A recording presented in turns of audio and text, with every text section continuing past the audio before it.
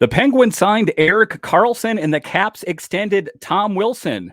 Who has the better team? I'll discuss next on this edition of Locked On Capitals. Your Locked On Capitals, your daily podcast on the Washington Capitals. Part of the Locked On Podcast Network, your team every day.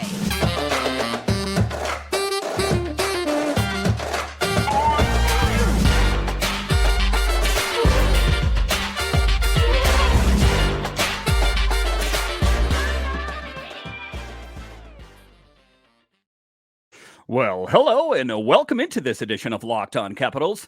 I'm so glad you decided to join me today. As always, this podcast is free and available on all the major platforms, including the SiriusXM app and on YouTube. And I want to thank you for making this your first listen each and every day. My name is Dan Holme. You can find me on Twitter. It's at DanCaps218. You can find the show on Twitter. It's at Locked On Caps. And today's episode is brought to you by Bird Dogs. Go to birddogs.com/LockedOnNHL or enter promo code LockedOnNHL for a free white tech hat. And with any order, you won't want to take your Bird Dogs off. We promise you.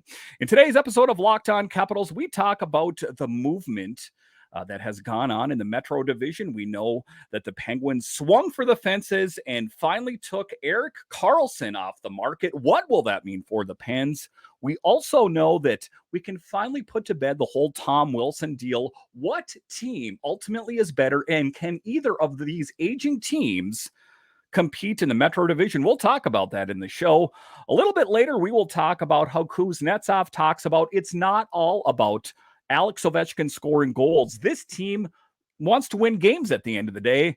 And then we'll talk about how Wilson is going to be the captain after Alex Ovechkin hangs up the skates. And that is where we will start today. And it's not too novel of a thing to say or to think about that Tom Wilson is going to be the next captain of the Caps once Alex Ovechkin hangs up the skates. It just seems to be that trajectory, and everything that I'm hearing is that Alex has kind of taken Tom Wilson under his wing, and they seem similar personalities, alpha personalities, if you will, and you can kind of see some of the things that have already been taught to Tom Wilson about that you don't need to engage in every fight that is brought your way. You know, if there is a fourth line guy that's trying to make a name for himself by taking on the tough Tom Wilson, you can just walk away from it. It's okay. Your masculinity and who you are as a hockey player is still in check. You don't need to take on every junkyard dog in the league. And also, just working on your game about being a leader and being an example to the other players on the team. And how this is best exemplified, like I spoke about in a previous episode, and if you're an everydayer, you know what I'm talking about, is that even the players that are older than Tom Wilson look up to him, most notably TJ Oshie. TJ Oshie gave the ultimate compliment when he said, "I hope my sons grow up to be like Tom Wilson." You can't really ask for any greater praise in the world than asking that your own children turn out to be someone like Tom Wilson. So that speaks volumes of what kind of player he is. And I think that, Tom Wilson is just positioning himself to be that captain. And just based on the length of that contract, we know that the current contract for Ovi is 3 years. And, there's always the chance he could sign an extension. But Tom Wilson signed a 7-year extension. He is going to be here for the long term. And I think that, he is already getting kind of molded and put in position to be that next captain. And it is exciting. And again, I know a lot of people have talked about it. I've talked about it on this podcast and previous Capitals podcasts I've had. Tom Wilson said, "I've had a pretty cool perspective coming into DC with Ovi. To be able to learn from him, watch him, and help him in whatever way I can has been pretty cool. You can never take it for granted playing with someone like that." And who is that someone that we're talking about? Currently ranked number 2 in all-time goals scored, not to mention many other milestones, but who will be revered as one of, if not the greatest hockey players of all time. That is quite a guy to be able to kind of mold your career after. He's been amazing to me, an amazing leader. He's taken me under his wing. He's had a lot of conversations with me about 4 or 5 years down the road or wherever it is, what it means to be a leader. And he's been fairly vocal with me the last while here, talking about what it'll mean to be a good leader. He said, I just try to soak it all in. So it kind of seems like he was hand chosen by Alex Ovechkin to be that next captain. And kind of a special moment for me as a Capitals fan as you kind of start to see the changing of the guard. You know, you're starting to see these players that have been with this team for quite some time. They're kind of moving into their twilight years, you know, as far as hockey is concerned. I know these aren't old men in regular people's terms, but as far as, you know, a hockey player is concerned, they're getting older. Backstrom, you know, and the issues that he's had, and Oshie and John Carlson, you know, these guys that are the nucleus of, you know, this team that have been here through, you know, the highest points and the lowest points, they're getting older. So we need to kind of start to set into place who the next, you know, regime is going to be, who is going to be the next core of Capitals players. And I think they have the perfect leader in Spencer Carberry to kind of lead this team in the direction that it should go. We cannot hold on to this team forever. And in the last segment, I'll talk about how the Caps and the Pens are one of the teams in the league, or two of the teams in the league rather, that are really trying to hold on to their veteran core more than most any other team in the league, and that they're ultimately trying to squeeze as much juice as they possibly can out of this, you know, aging teams here that, you know, they have still great potential. Can they ultimately compete in the Metro division? Again, I'll talk about that a little bit later in the show, but a special thing for the Capitals as you start to see the future take shape. We're talking about here Ovechkin's current contract, a 5-year extension that he signed during the 21 offseason, expires after the 25-26 campaign.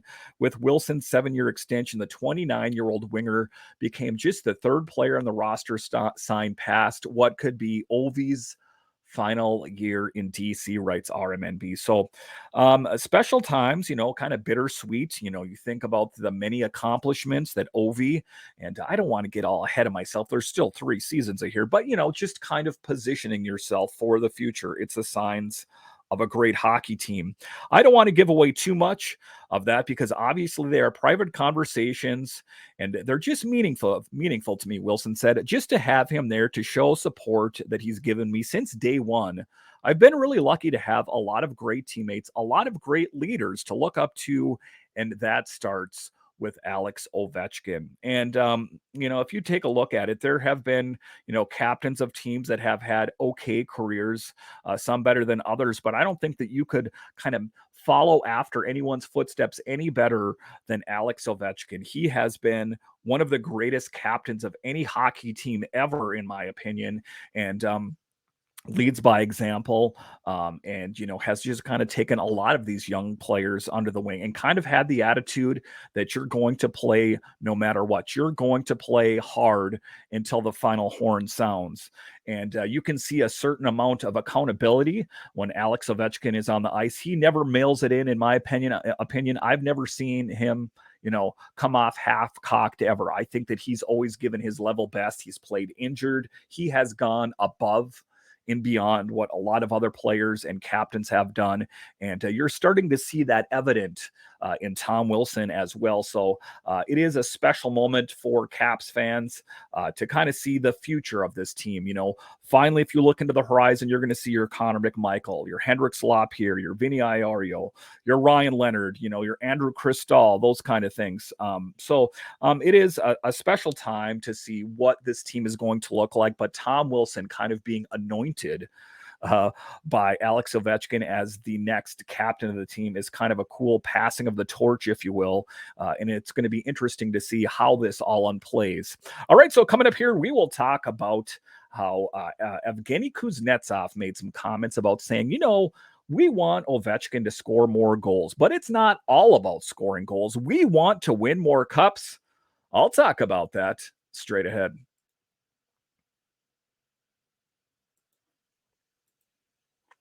Bird dogs. Bird dogs make you look good. Bird dog stretch khaki shorts are designed to fit slimmer through the thigh and leg, giving you a truly sculpted look. If you're a guy out there that is still wearing cargo shorts, throw those things in the garbage. You should have done that years ago. You're going to look so much better in a pair of bird dogs. Bird dog shorts do the exact same thing as Lululemon, but fit way better. They fit way better than regular shorts and are made of a stiff, restricting cotton. So go to birddogs.com/LockedOnNHL or enter promo code LockedOnNHL for a free white tech hat with your order. That's birddogs.com/LockedOnNHL or promo code LockedOnNHL for a free white tech hat. You won't want to take off your bird dogs. We promise you. All right, welcome back into this edition of Locked On Capitals, part of the Locked On Podcast Network, your team every day. Make sure and subscribe or follow Locked On Capitals on all podcast platforms and on YouTube, as I have a lot of great guests lined up for you for what is the remainder of the summer. We're already into August. That means that training camp is just right around the corner, and Locked On Capitals has got you covered. All right, in this next segment here, we are going to talk about the comments that Evgeny Kuznetsov made that, we're here to win hockey games and we want Alex Ovechkin to pass Gretzky at some point. But make no mistake about it, that's not what it is all about. And these kind of armchair coaches don't really know what they're talking about. And Evgeny Kuznetsov, kind of a quirky guy. Yeah, I'm going to go ahead and say quirky, a little bit of a quirky guy, has the potential of being one of the greatest players in the NHL.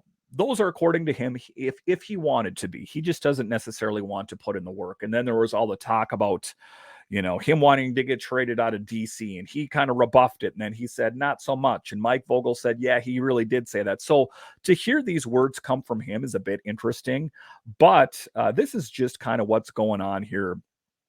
Talking about the many comments that people have made about, this team has to be totally engaged with Alex Ovechkin overtaking Wayne Gretzky. And those are good goals, but there are other players on this team and they have their own goals. Kuznetsov was first asked if the main task of Washington for the coming years was not team results, but Ovechkin setting the record. He said, these are couch experts discussing, Kuznetsov said, as transcribed by Russian media. Any normal person who is involved in hockey understands that he will beat Gretzky anyway. It's just a matter of time. Therefore, there is no such task and was not and will not be in any order purposely play for Sasha. I think it's stupid because it can't be done. It doesn't make sense. He will still beat him and we will still celebrate together. So this is kind of, Kuznetsov being outspoken as he was, of talking about initially about the reports of him wanting to get traded out of DC. And his comments were, this is just social media people trying to generate clicks for their Instagram page and that kind of thing. So he definitely does have opinions on, these armchair quarterbacks or hockey players or these social media types. No, what is there to discuss? Kuznetsov said, it is clear that Ovi will score. It is just a matter of time. In general, we rarely discuss hockey among ourselves. We try to talk more about other topics because there is so much hockey in our life. Therefore, our task is different, to move away from hockey for a couple of hours when we sit at dinner or spend time somewhere else. And, I think to a lot of outsiders, you must think to yourself, that is all they talk about. Hey, man, are you going to set up over here? And I'm going to set up in front of the net. And this is how we're going to do it.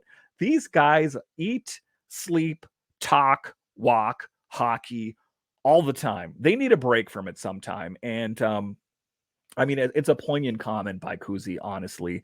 And I think that everyone, of course, is pulling for Alex Ovechkin to beat Wayne Gretzky. It is going to happen. There is one thing that could stymie or stunt that push to pass him, and is, Father Time is coming for us all, is, can Alex Ovechkin stay healthy? Listen, we know that he is the Russian machine that never breaks, but he is still getting older. And, the potential of him getting injured is there. And, but I'm just going to look at it that historically, he's been a pretty healthy guy. And that's all we can hope for going forward, is that he can maintain that health and to kind of keep pushing this team in the right direction, because we do want him to pass Gretzky. But one of the things that Ovechkin said on day one of the season last season was that, of course he wants to beat the record, but above and beyond that, he wants to win more cups in DC. The question is does the roster have what it takes to win another cup? That is a story for the last segment of the show, but taking a look at it, of course, and kind of what Kuznetsov is saying, it's going to happen. I mean, look at all the milestones he's knocked down. Look at all the players he's blown by on the way to this goal. It's going to happen. Let's just stop talking about it and let's start talking about the rest of the team and how we're going to all play well, and understand that we don't all just talk about hockey 24/7. We have lives, we have wives, we have kids, we have lives outside the hockey rink. And I think that that is good advice for anyone, because you all need lives outside of what you do at your 9 to 5. All right. So coming up here, we will talk about the moves that were made around the Metro division and around the NHL at large. Erik Karlsson is finally off, the market and has settled in with the Pittsburgh Penguins, totally bolstering that aging team. And how did the Capitals respond? Well, they extended Tom Wilson to a 7-year contract. Well, they didn't exactly happen in that order, but you know what I'm talking about. Those were the two big moves that were made. Are those moves going to be enough to help the Pens and the Capitals in a competitive Metro division? I'll talk about that straight ahead.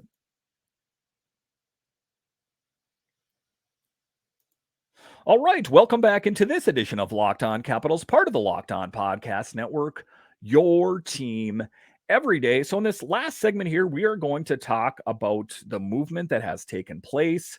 Like I talked about earlier in the show, we know that Erik Karlsson, that is, got traded out to the Penguins from the San Jose Sharks. And a bunch of, to quote the Locked On Pittsburgh Penguin guys, that a bunch of pretty much they traded, some of the best players on the Sharks for some of the poorest players on the Penguins. So it seems like a victory in the assessment of Locked On Penguins. But is that ultimately going to be the case? One player cannot do everything, but I think that the Penguins got a lot better. I think the Capitals got a lot better by, re-signing Tom Wilson to a new deal for the long term. So those are some moves that were made. But as I take a look at the Capitals, and let's start with the Capitals. This is Locked On Capitals, for God's sakes. Were the moves of signing Joel Edmondson and Max Pacioretty enough? Is signing Spencer Carberry's the new head coach and new assistants enough? I'm not so sure. I want to be hopeful, and I know that there's also going to be the integration of players down in Hershey. You're going to potentially see, Connor McMichael. You're going to see Beck Malenstein, Alexi Protas, not to mention whatever other player really kind of steps up in training camp. But are those moves, and is this roster, as we kind of see it roughly, is that going to be good enough to compete against the young teams, to compete with the teams that have a higher skill set?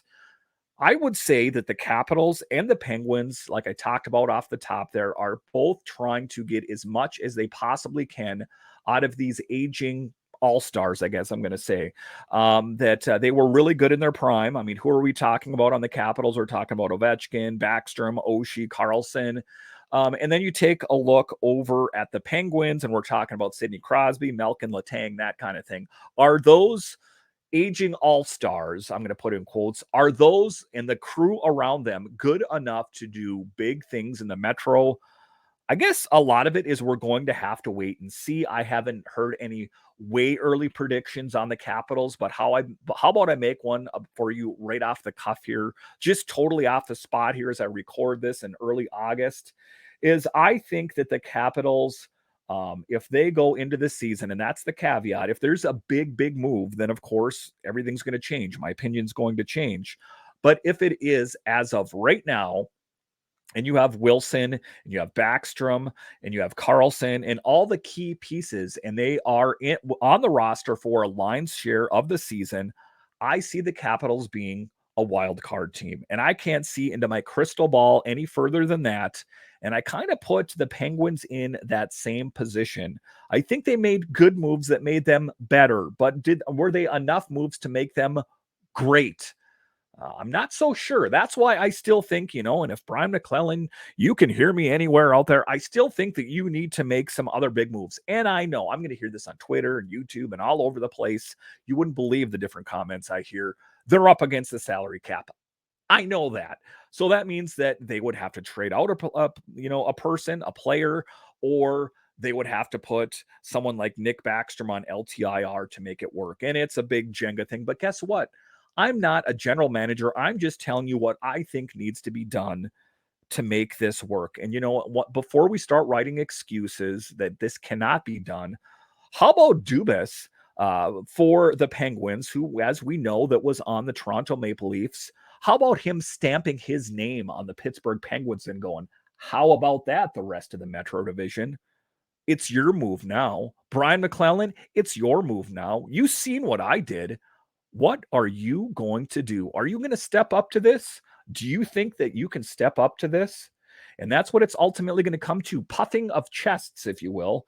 And I think that it's going to be interesting. So there was a piece here that I was reading here talking about the different movement that both of these teams have made. Still, the core players from both the Capitals and Penguins winning teams aren't getting any younger. Sidney Crosby celebrated his 36th birthday Monday, and Ovi turns 38 next month. Wow, how time has flied. The Penguins' 16-year playoff streak and the Caps' 8-year playoff streak ended last season. The moves made this summer show both teams are willing to sacrifice some future success to keep winning now. Pittsburgh over the weekend traded several players and 2 high draft picks to land Norris Trophy winning defenseman Erik Karlsson, a deal that came on the heels of Washington signing power forward Tom Wilson to a 7-year deal. So we take a look at it. Again, that was Kyle Dubas stamping his name and kind of laying out the gauntlet for everyone else. What are you going to do about it? And it's going to be interesting. Brian Maclellan, what are you going to do about it? What big moves potentially do you have up your sleeve? Or are we just going to go into the season and going, we did what we could do. We signed Pacioretty. We got Joel Edmondson. And I think we got some young talent down in Hershey that's, looking for a promotion. Is that going to be enough? It's still challenging, Maclellan said. We got some young guys that are still coming, but our goal is to remain competitive. I think it's a tricky balance, but we'll see if we can pull it off. I think it's important for Ovi, for all the veteran guys, that we remain competitive. Give them a chance to compete this story in the AP. So it is interesting. And one of the things that was written in this article was that Dubas isn't worried about sending a message to Crosby, Malkin, and Letang or Coach Sullivan, but it speaks volumes about the direction the team is going in with no sign of a rebuild in sight. I would not say that's exactly the same for the Capitals. There is a rebuild in sight for the Capitals, and you can kind of mark it out and sketch it out. It's going to be roughly 3 years from now. So it's going to be interesting, the moves that the Caps have made. Again, Pacioretty, they signed Joel Edmondson, and they gave Tom Wilson a new deal. All great moves. But I am still hoping, and I'm kind of every day like it's going to happen, looking at my phone. What it's going to happen. Something big is going to happen. And the one day I was happy was Tom Wilson getting the 7-year deal. But I still think that something big awaits. And I think we're all just going to have to swallow down whatever kind of return that is. It might be a little bit tough. It might be a top Caps prospect. It might be something like that. And I'm not saying I'm for it, but I'm just saying that, expect it. In order to get something, you're going to have to give up something big. That's just the way life works. So I think that, a big piece moving out, and everyone's knee-jerk reaction is Kuznetsov or Mantha. And I'm here to tell you that's not going to fetch a major return. It would be that plus like a Connor McMichael or a Hendrix LaPierre or something like that. To be sweeteners is a term that I see thrown around quite a bit. So I'm not saying that I sign off on something like that, but if we are in fact all in on making this Caps team competitive, it's going to have to hurt a little bit. I hate to say it. And that might mean, or it could be future draft picks. That's one of the things, is that the Capitals have acquired some draft capital that they may have to give up something like that. And that's all the way that it's going to be. Even if you wanted to move a veteran player on this team, a lot of the veterans on this team are diminished goods, just based on age, based on history of injury, based on production going down a bit. So I do want the big moves, of course. It's just interesting to me, how are those moves going to manifest themselves? How is this team going to get better? I do not want this team to wander in the wilderness for the next 3 years. I just really don't. And I know I hear the things all the time that, they would have signed more than Pat Chiaretti or Joel Edmondson, but they didn't have enough money. Other GMs figure it out. That's all I'm here to tell you. We can make excuses all the live long day, but that's not what I'm about. I don't want to hear excuses. I want to hear solutions about how this team is going to be competitive. The Capitals and all the teams that Ted Leonsis runs have a history of doing great things. And I think that Ted Leonsis is, going to hold him accountable, Brian Maclellan, and Brian Maclellan's going to hold Spencer Carberry. How the stuff goes downhill. That's going to be the case here. So I am optimistic about what lies ahead for this team. I just want a bigger move. I think they're going in the right direction. I just think they need to make some bigger moves. All right. Once again, I want to thank you for joining me on this edition of Locked On Capitals. And are you a fan of other DC sports? Well, Locked On has got you covered. We got Locked On Nationals, Commanders, and Wizards. So no matter what major team it is, Locked On has got you covered. All right. Once again, I want to thank you for joining me on this edition of Locked On Capitals, part of the Locked On Podcast Network, your team every day. My name is Dan Holme, and I'll talk to you again next time.